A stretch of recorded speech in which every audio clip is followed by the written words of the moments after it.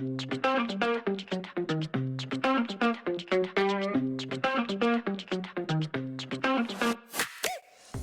guys, Immortal here. So for any of you that were in the live stream the other day, you would have seen me playing around with some lightning stalk ideas, namely the Esadora's amulet. I wanted to see if the crackling energy would actually be good for us. So I'm pleased to say that I did manage to get a build together after a bunch of testing that is extremely good for hordes, it's extremely good for speed farming. I've got it down to doing a pit 100 in under 4 minutes. I don't think by any means that this is going to be the top pit pushing build, but I do think this is going to be a very, very good farming build. It's extremely tanky. It's pretty much got unlimited use of skills. You're never running out of mana, and you pretty much just hold down right click and teleport around, and it just auto kills everything. So in hordes you can literally just run around in a circle and it will just wipe the screen for you once you get good enough gear. It's pretty insane. Before we get into it, I wanted to mention this because Mobalytics have now added planners to the PTR. They still have a few bugs in there which we're getting ironed out, but I'll just show you quickly here. I have got a preliminary planner here. This will be linked in the description below in this video, so be sure to check that out. I will be updating this after the video, so you can keep an eye on the change log, which is at the bottom. For when I make changes, I will add that here and it will say what's changed. So keep an eye on that, guys, for any of you that are interested in it. And yeah, so there's also, before I go into the actual build itself, I want to do two things. I'll demonstrate how the build works, and then I'm going to just quickly go through the bugs. So pretty much all you do is you hold down right click or wherever your ball lightning is. We're using ball lightnings with the Ocon's Catalyst because this gives us loads of damage reduction, and it just gives you loads and loads and loads of crackling energy generation. The name of the game on this build is generate as much cracking energy as possible, and as you're doing that, you're generating lightning spears. And then we just pretty much want to just teleport around. And as you can see, on a single target, I'm not quite able to perma-teleport. But if I go change this to multiple training dummies, say, so we move that into multiple training dummies, and then I move it into boss training dummies, and we wait for those to spawn back up. Because we've got a few enemies here, you can see my teleport is pretty much just coming off cooldown almost immediately. So you end up almost in combat able to just perma-teleport. You could put teleport on your evade as well if you really wanted to add that in there. But I found for best for damage, it wasn't. But honestly, that was just with my initial testing. And that's pretty much it. You use your unstable currents. I tend to just alternate unstable currents and lightning spear and just hold down right click and then just teleport. So you don't really have to spam it, but if you do, your barrier stays up, and that's it really. And as you can see, there's just a crazy amount of lightning on the floor here. And this is coming from the powers, and I'll explain in a moment why that's good and bad. So one of the issues, and this is the main issue with the Esadora's Cameo, is for damage. It's really good for damage. I went all in on crackling energy, all in on the Esadora's, and it was able to nuke enemies. But the problem is, the thing they changed about it this season, upcoming season, is that when it unloads its charges, it only targets the nearest enemy, just one of them, and it doesn't seem to work with any of the aspects. It doesn't seem to work with any of the target extra enemies. If it did, it'd be a lot better on its own. But as it stands currently, it only targets one enemy, and it does a lot of damage here. But the problem with that is it becomes rubbish for doing pits, because it's got that same old issue that Hydra had for so long, where it's really good on single target and pretty rubbish on group play. So I was trying to figure out, how do we get damage in group play with this? So what we've ended up doing is we've got Esadoras with a decent amount of damage still, and this is allowing us to help on single target, but we're playing into AoE using those ridiculous amounts of lightning things on the floor, and it is pretty insane actually. And it is worth noting that this is possibly over an exploit slash bug slash something that might get capped, because it does cause the server to lag, a bit like the Balasan Spiritborn does right now. It's not as bad as that, but it does cause the servers to lag because you're generating so much stuff, just like most ball lightning builds do, but this one really does generate a lot. This move here, this power here, the new Chaos perk, Mana Infused Conjurations, we don't care about the conjuration damage increase too much, and we're not worried about mana draining at all because we've got so much generation. But the lightning spears have a 10% chance to spawn a static ball lightning on hit, and the familiars can leave a damage ground effect of lightning on the floor. But it's those ball lightnings that's really where the AoE is coming from, and this is how we solve the pit AoE clearance, because that in conjunction with your enchant down here, which we'll go through in more detail with ball lightning, gives you 2 ways of generating static ball lightnings, and you're always lucky hitting with some of these skills, and you're always critical striking. You're at 100% crit strike, so you're just generating an absurd number of static ball lightnings to the point that it doesn't even matter how hard they're hitting.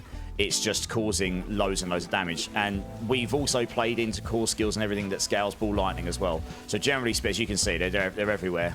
So that is pretty much what's going on. The only other bug that's going on, and this affects every build in the PTR right now, and I'll keep mentioning it in all these videos because I hope it will get fixed, is the Shroud of False Death is meant to give you 1 passive rank, but it's actually giving +2 right now. So hopefully that will get fixed at some point. So with all of that out of the way, guys, we should get into the skill tree.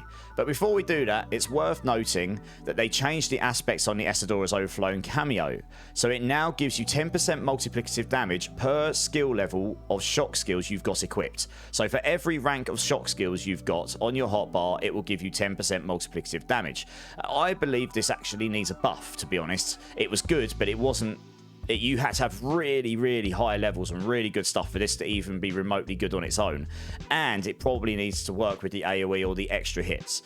But that aside, it is still worth stacking those ranks. So you can get, the maximum you can get is about 130 to 140. I'm probably rocking about 100 because it becomes diminishing returns later on. So you can end up taking other multipliers in place of ranks in that case. So for skill tree, that makes it quite simple. We pretty much, for every skill we've got here, we want to max their ranks out. So we've taken these 2 skills just to get going.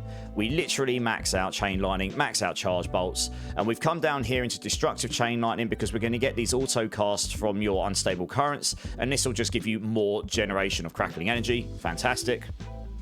We max out Teleport, of course, and then we come up to Mystical Teleport, giving us more Crackling Energy generation. Max out Glass Cannon, of course, for damage. We are so tanky on this build and got so much mana gen, which I suppose might get tuned after this because the mana shield does seem a bit busted right now. But even without that busted mana regen, we've got so much mana regen from Crackling Energy, we're probably going to be invincible anyway, near enough. So we can just stack Glass Cannon for days. We come down, we obviously go into Familiar, down into Invokes Familiar. These will be auto cast by Unstable Currents too, so we just want the 10x damage here. Plus we want them to be able to spawn and cause our lightning effects on the floor. We max out Lightning Spear so we can put it in our hotbar, but that's just for the extra ranks mainly. And you could manually cast this. You want to be at 12 Lightning Spears at all times if you can, so they can fly around and hit all the enemies and spawn more Ball Lightnings. Then we come down, we max out Ball Lightning. This is our main skill we use just to run around and activate stuff. So we can come down to Wizard's Ball Lightning. This just generates an insane amount of Crackling Energy and gives us more attack speed, so we can generate even more Crackling Energies. So the more attack speed you got, the faster you can generate Crackling Energies, and it's just insane. And then I've maxed out Static Discharge, and I haven't maxed out Invigorating Conduit, but if they do nerf the Mana Shield, we'll probably take points out of Icy Veil and put them in Invigorating Conduit. I was playing around with Icy Veil because you want to take all generic damage multipliers on this build. They scale the damage of everything, including your Static Ball Lightnings and so on, and your Crackling Energy. So generally speaking, that gives you more damage across the board, and it does seem to be a lot better. I tested pretty much everything, and Icy Veil just means that your barriers last just a little bit longer, making it easier to keep them up. The reality is, if you're sitting there spamming Lightning Spear, Teleport over and over again, you'll probably keep them up anyway, but this just makes it a bit easier. If you don't need this, we can max out Invigorating Conduit. And then we come down, max out Unstable Currents for the ranks, come down, get Supreme Unstable Currents and Prime, because we're just going to want all the attack speed, and we want all the Crackling Energy, and we want it to pulse faster and be free and all that stuff. And then we come down and we max out Convulsions for the damage. I haven't taken points in Electrocution right now, but if we need more tankiness, of course you could go there too. We've only got 1 point in Permafrost because we don't have a Frost skill on our action bar, but as a result of going full Lightning across the board, and we've got so many ranks in Elemental Synergies because thanks to the new ring, we get double up bonus on this 12x here. So that is 24x per skill on the hotbar. So that is currently 144x damage. And we can absolutely get that to rank 15 or something, rank 13, 14, 15. So that just gives you a lot more damage than what Permafrost would probably do overall. We've maxed out Hoarfrost and we've maxed out Icy Touch because we're still making vulnerable. We're still chilling and freezing on this build. I haven't maxed out Evocation, but again, you could do if you needed to. Probably just take the points out of Icy Veil. And then we do now use Overflowing Energy. I tested this. I tested Veer's Mastery just to check it wasn't better. I tested Enlightenment and I tested Shatter. On this build, Enlightenment will suck because you just have full lightning, so you're not going to stack this very quickly, and the damage was a bit meh. Shatter just didn't really seem to do anything at all, which is not necessarily a bad thing. Veer's Mastery, honestly, we don't need the tankiness, and the damage off it is just negligible. So yeah, the 85x damage here on Overflowing Energy, and the fact that it gives you insane amounts of cooldown reduction for free baked in, means that you can sort of suffer not having maxed out cooldown reduction elsewhere. And that's pretty much the skill tree. I mean, it's mainly just maxing out your ranks and just scaling the damage anywhere we can. We don't take things like Protection, generally speaking, because we have such low life with the Mana Shield that you've only got 39 life, so it's useless to us. Primordial Binding we don't need because we've got so much movement speed with the Esadoras on. Mana Shield, we don't. You could take this for more damage reduction if you feel like it. We are spending lots of mana, so there's options here for defense if you need it, but generally speaking, I've gone full damage here. Since we've talked about Chaos perks, we'll move on to that next. So, as we said, we've got the mana-infused conjurations here. This is purely for those lightning spear ball lightnings. I cannot stress enough right now how powerful those ball lightnings are for this build. Without that, I basically struggled. I got through a pit 100, but it took a long time because you ended up having to stack up your crackling energy and keep teleporting next to priority targets, and then hope that the unload of the Esadoras would target the target you wanted to hit. And it was just a rubbish playstyle. It just didn't have any AoE sort of utility in it whatsoever. This just solves that problem, and the familiars with the ground effects as well is just an added bonus. And on top of that, because we're relying on the ball lightnings for such high damage with the static ball lightnings, we do take Power Siphon and we do take advanced techniques. We've got so much resource, we're never ever going to worry about running out of maximum resources. The faster you cast, the lower your maximum resource goes, but we genuinely have so much. I think I'm rocking something like 15,000 at the moment. You could go higher than this, you just don't need to. And you can just get extra damage here, and this scales your static ball lightnings. They do a lot of damage. The more you've cast, the higher it gets, and you can attack very, very quickly here. And on top of that, advanced techniques, the more ranks we've got in ball lightning, it will increase their damage by 20%, but also make them cost 10% more. Now, I haven't played around with trying to make them orange ball lightnings yet, and whether that would work with the static ball lightnings, but it didn't look like it works with other stuff, so I'd have to try and see. I don't think it will, because we're not casting the static ball lightnings. That's the issue with it. But generally speaking, this was very good, and you can see my base ball lightning damage here is 45 million, and if I start casting them up, that will go way up, so you're up to over 100 million and so on, and that's before any other scalings in play. And then for our unique one, obviously we're using Mana Shield. This is just completely busted for defense right now. It pretty much makes you immortal. I mean, we'll see how this ends up playing out in the final version of the season, but if that ends up being completely useless, we could just go over to something like a Beast Cornered, say. But for now, Mana Shield was the most sensible option. It just completely solves like defense for you. You never worry. You just don't want to use the Quacks rune. It will kill you. I tested it. There's no way you can generate that mana fast enough to outweigh that. So we've done the skill tree, we've done the chaos perks. Let's go have a quick look at the paragons. This is pretty straightforward. We take the starter board, we've gone for charge, we're stacking up our crackling energy, we're scaling up the damage after we pick up crackling energy and our lightning damage. This is just good for the build all round because we're trying to make an all-round decent build. We come up into Ceaseless Conduit. This gives us up to 60x damage due to having crackling energies, but then it also makes our crackling energy do 3 times as much when it hits maximum, which also stacks with Esadoras, so that makes the Esadoras do a lot of damage when it does unload, so that's good for single target.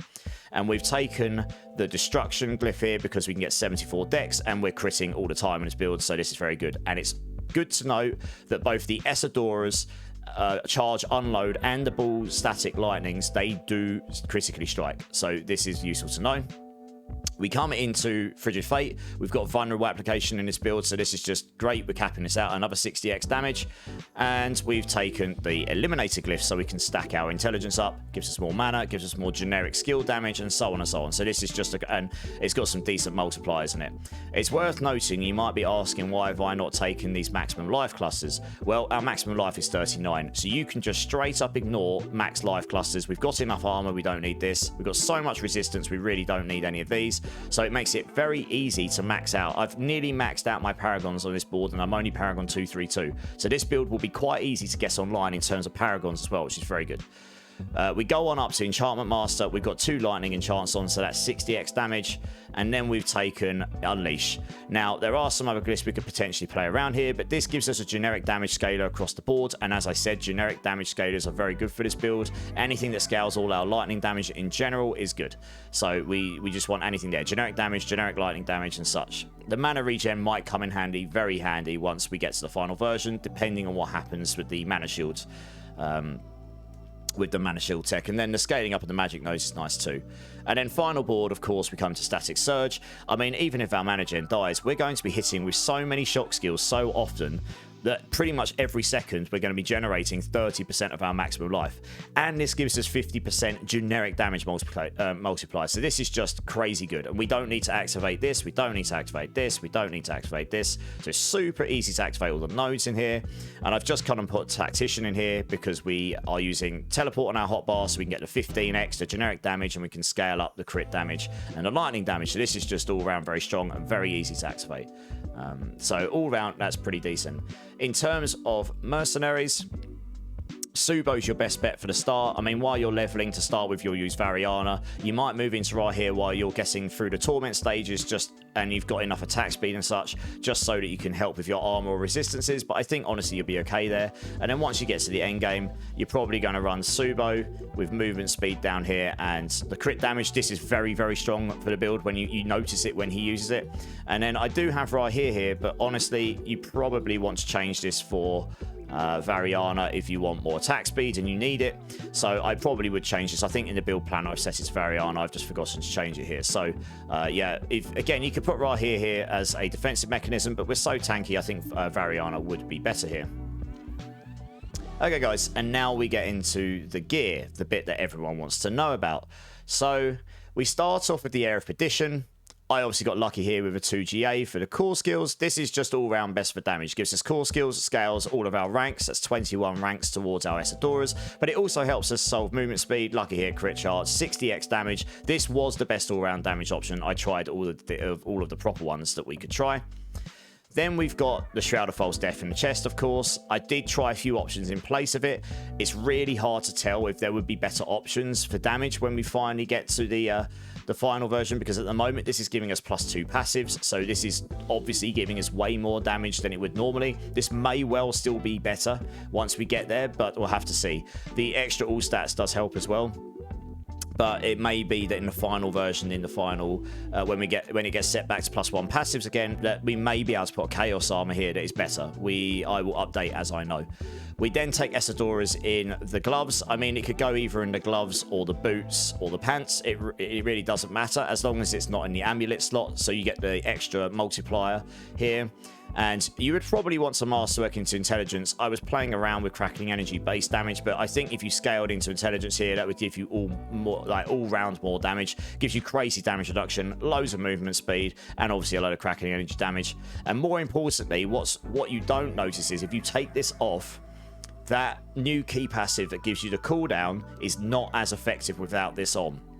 When you've got these pants on and it unloads at maximum crackling energy charges, it fires them really, really rapidly. When it says rapidly, I mean super fast, and you can generate this so quickly you're almost infinitely in it, which is why you see your cooldowns tick down at some absolutely absurd rate, because it's rapidly firing all of your crackling energy charges out. So, and each one will proc extra cooldown for you. So without this, the cooldown problem came back. So it is very important you've got this on for this build.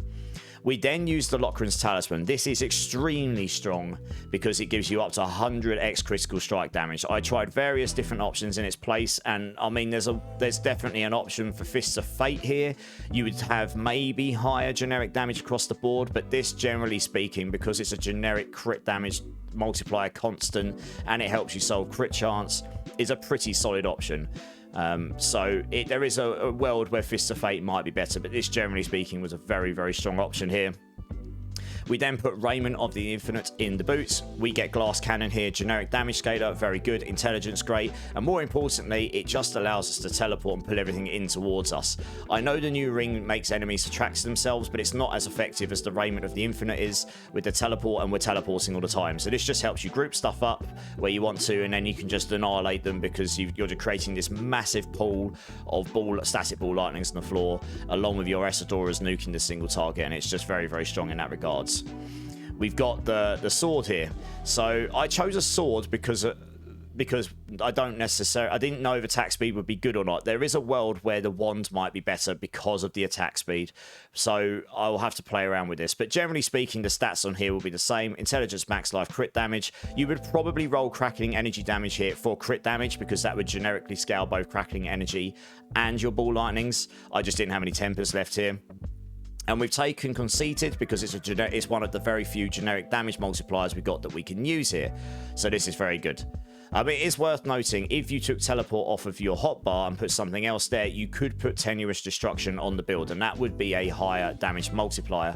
But that does mean you would have to rely on Teleport on your evade bar, and we do not have any attacks reduce evades right now across the build or any cooldown there, so it may be that you wouldn't be able to teleport often on your evade anymore, and then you wouldn't be able to perma teleport. And I know lots of you like to have high mobility on these builds, so, and with the Raiment of the Infinite, you really want to be teleporting regularly for it to be effective. For the amulet, this is not a GG amulet, it's the best I got. So intelligence, glass cannon, inner flames would probably be a very good selection here. Evade cooldown's not necessarily so important here. You could put crit damage, unstable currents cooldown, or something like this. I've put inner calm here because while you're teleporting, as long as you're not running, it does stay at triple bonus. So this gives you up to 58.5% damage multiplier generically, which is pretty good overall. Again, if you've got Tenuous Destruction, you could switch this with Tenuous maybe. But overall, this is a pretty good one if you're not using Tenuous, and this just gives a lot of damage to the build, so highly recommended. We don't move the Galvanic Azurite off of the ring slot because although it does give you a higher generic damage multiplier, these other ones over here give you more in general. And you can't move any of those into the ring slot, but you do take this ring because it's just all round amazing for this build. It gives you loads of elemental synergies, and as we say, 6 skills on the bar. That's giving you 12% damage per rank. It's completely mental. Cooldown, lightning, crit charts, all great for us, and obviously the generic damage. And it is quite nice that they all cause crackling energy off each other and cause themselves to pull in. The crackling energy that comes off them is a bit rubbish in terms of damage in the end game, but then pulling each other together is pretty nice. We take the Ring of Starless because we're spending resources. I obviously got very lucky here with 3 GA, so this is not something you would expect to get in the new season straight away, but you would want GA on your core skills. That's the important thing here. And the primary resource reduction is not that important in this build because we've got so much mana anyway, but the generic damage multiplier is very good here, and obviously all resistances never go amiss. And we're finally using the Ocon's Catalyst because honestly, without this, you just cannot cast Ball Lightning while moving, and the build just feels really bad to play. So although putting on a generic damage focus would maybe be better for damage overall, this, generally speaking, allows you to cast faster. It allows you to generate ball lightnings faster with crackling energy. Loads more damage reduction. Loads more ranks on your ball lightning, which scales up all your damage across your boards, your crackling energy, your ball lightnings. Gives you a chance for ball lightning projectiles cast twice, and so on and so on. And obviously you've got ball lightning projectiles cast twice here. So you're just trying to get it so you can cast ball lightnings more often. The aspects here doesn't necessarily do all that much for us, but it does make you unhindered and it gives you a bit of generic damage. So general farming, this is just crazy. So overall, this is just pretty mental. And just in the stats panel, your caps on resistances, and when you're in there, your maximums go up. Your attack speed goes up to like 170% once everything kicks in. I haven't got perfect attack speed across the build, but if you had a GA in a Ring of Stardust and such, you would. If you had a GA in Ocon's Catalyst you would, so you would be able to get your attack speed bonus up to about 200%, probably no problem. Your crit chance will go to 100% with perfect rolls. Crit damage really high, all damage is very high, damage to lightning is very high, as you can see, and so on. So all round, and your damage reduction is just insane. We're not even casting ball lightnings right now, so you can see when we start casting those, your damage reduction goes into silly levels. You're going like 60% generic damage reduction, 60% elite damage reduction, loads of vulnerable damage reduction. You're just giga tanky on this build. It is pretty insane. And to cap armor, we just use incenses because we are sitting there with nothing else useful to use. So use those two and you're good to go. And then you can just take intelligence here, as you can see. No problem. And that is pretty much the build, guys. So there's a lot there. I did play around with a lot of stuff. If you've got any ideas that I didn't try or didn't mention in this video, please let me know. I'd be really happy to hear and try them out. If you've got any comments about the build or any questions, leave them in the comments down below, guys. Be sure to check out the planner. And I'm just now going to go and show you a Pit 100 run, which is not particularly high, but it just demonstrates that it can go through a Pit 100 in under 4 minutes. So I hope you enjoy, guys. Keep safe, keep blasting, and I'll see you in the next video.